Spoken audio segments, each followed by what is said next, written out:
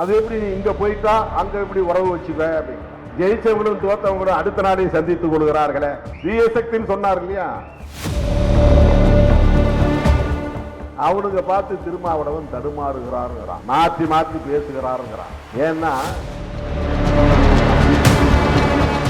உடனே இவனுக்கு அவனுக்கு அவனால புரிஞ்சுக்க முடியாது. இந்த அரசியலெல்லாம் புரிஞ்சுக்கிற அளவுக்கு மூளை கிடையாது அவங்களுக்கு. இந்த அரசியலை புரிந்து கொள்ளக்கூடிய அளவுக்கு மூளை உள்ளவன் எவனும் இல்லை. அவனுங்க பார்த்து திருமாவளவன் தடுமாறுகிறாருங்கிறான், மாற்றி மாற்றி பேசுகிறாருங்கிறான்.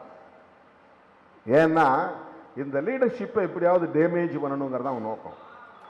திருமாவளவன் என்கிற தலைமைத்துவத்தை தமிழகத்தில் சிதைக்க வேண்டும் என்கிற காழ்ப்புணர்ச்சியோடு பலரும் இங்கே பேசிக் கொண்டிருக்கிறார்கள். ஒன்னும் பண்ண முடியலையே இவன்ட்ட. என்ன ஆசை காட்டினாலும் என்ன வித்தை காட்டினாலும் எதுக்குமே ஏந்து போகாத, இணங்காத, இசைவு கொடுக்காத ஒரு ஆளா இருக்கிறானே, அசைந்து கொடுக்காத ஒரு ஆளாக இருக்கிறானே. இதுதான் பிரச்சனை, இதுதான் பிரச்சனை. அது எப்படி நீ இங்க போயிட்டா அங்க எப்படி உறவு வச்சுக்க அப்படிங்கிறான். அவங்க ரெண்டு பேருமே உறவு வச்சுக்கிறாங்களே, அது எப்படி? ஜெயிச்சவங்களும் தோத்தவங்களும் அடுத்த நாளை சந்தித்துக் கொள்கிறார்களே, அதையே யாரும் கேள்வி கேட்கல. தீயசக்தின்னு சொன்னார் இல்லையா, இப்ப தீயசக்தின்னு சொன்னவர் எப்படி அவரை போய் தீய சக்தியை பார்க்கலாம் அப்படின்னு யாராவது விவாதம் நடத்தினாங்களா? அதுல என்ன அரசியல்?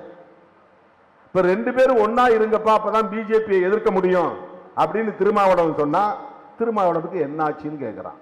இந்த அரசியலை புரிந்து கொள்ளுகிற வலிமை அவர்களுக்கு இல்லை. அதுதான் பிரச்சனை. அதுக்கு ஒரு கெப்பாசிட்டி வேணும், ஒரு கிளாரிட்டி வேணும். அதுக்கு ஒரு பார்வை அணுகுமுறை தேவை, ஒரு விஷனரி அப்ரோச்ங்கிறது தேவை. நான் எங்க சுத்தி வந்தாலும் சனாதன எதிர்ப்பில் உறுதியாக இருப்பேன். நான் எங்க சுத்தி வந்தாலும் சனாதன சக்திகளை அம்பலப்படுத்துவதில் உறுதியாக இருப்பேன்.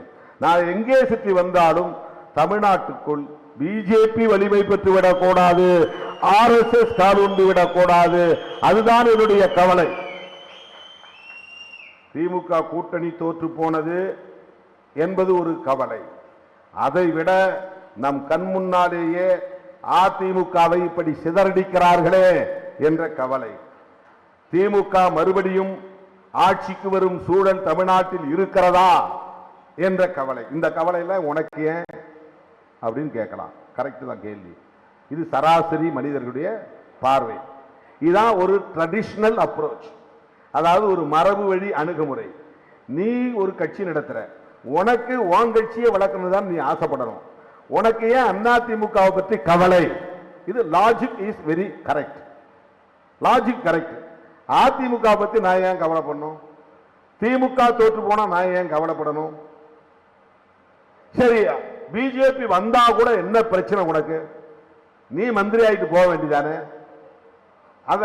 அந்த கட்சியை ஆதரித்தா உனக்கு பாதுகாப்பு தானே? எதுக்காக நீ பிஜேபி எதுக்கு? நீ என்ன பெரிய நேஷனல் பார்ட்டியா? உன் கையில் என்ன 10-20 MP இருக்கிறாங்களா? நீ தேசிய அளவில் பெரிய விளம்பரமான புகழ்பெற்ற ஒரு ஆளா? நீ எல்லாம் பிஜேபி எதிர்த்து வீழ்த்திட முடியுமா? இதெல்லாம் லாஜிக்கான கொஸ்டின் தான், தர்க்கம் நிறைந்த கேள்விகள் தான், அதுவும் நியாயம் நிறைந்த கேள்விகள் தான். ஆனால் அதை தாண்டி சிந்திக்கிற ஒரு அரசியல் தான் சிறுத்தைகளின் அரசியல்.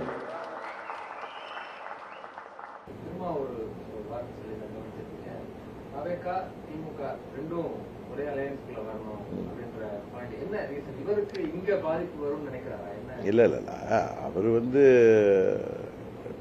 பாஜகவை எதிர்க்கணுங்கிறதுக்காக தாவேகாவும் திமுகவும் ஒரே அணியில் வரணும்னு சொல்றாரு.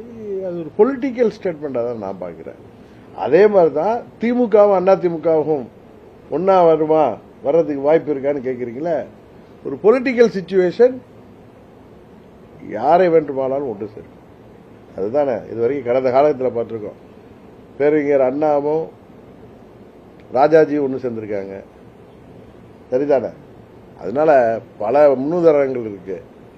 அதனால நீங்க இதையெல்லாம் இது நடக்குமா அது நடக்குமா இது கூடாதா அப்படிங்கிறது. இப்ப திமுக கூட்டணியில ஜெயிச்ச கட்சிகளை தன் பக்கம் இழுத்து இல்ல அவர்கள் போய் ஆதரவு கொடுத்து அமைச்சர் பொறுப்புல தாவேகா கூட்டணியில இருக்கிறது நியாயம்னா எந்த கூட்டணியும் நியாயம்தான்.